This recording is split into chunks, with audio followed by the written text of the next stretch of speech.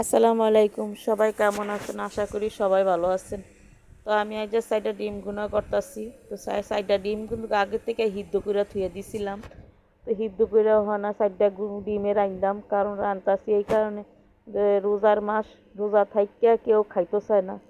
তো শুদ্ধ দিয়ে তরকারিটা রাইন্দা হালাইয়াম কিনতাম, আমরা গরিব মানুষ যে না রান্না করো ভালো না, রান্না করার লেগে রান্না ভিডিও বানাইতারি না, আমরা আশেপাশে যে একটু দেখাবো তাই হেডও ভাবতাছি না। তো এর লেগে শুধু ফালটা দেখাইতাছি। তো দুটা টমাটো কাইটা দিয়ে লাইছি। তো টমাটোটা দিলে একটু ভাল লাগবো, একটু লাল লাল হইব, বেশি হইব। তো এর লেগে ভালো করে একটু কষাই লইতাছি।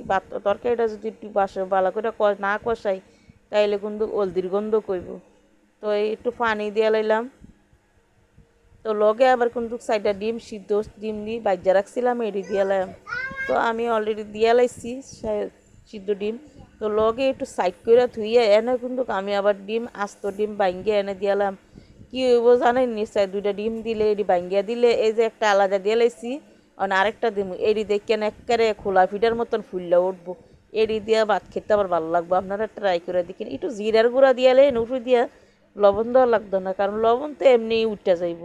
তো দেখেন আমি কিন্তু গুঁড়াটা করে লেছি, দেখেন খোলা ফিটার মতন কিন্তু দুনোটা ডিম হয়ে গেছি গিয়ে। তো এই দিয়ে ভাত খেতে কিন্তু ভালো লাগে। তা আমার মাইয়ার আবার ক্যাস ক্যাস করতেছে, আপনারা কিছু মনে করেন না, আমার এটা বেয়াদব মাইয়া হয়েছে বুঝছেন। তো এটার কথা কইলেও হতো না। তো সবাই দোয়া করবেন যাতে মাইয়াটার আমি আল্লাহর রহমতে মানুষ করতারি।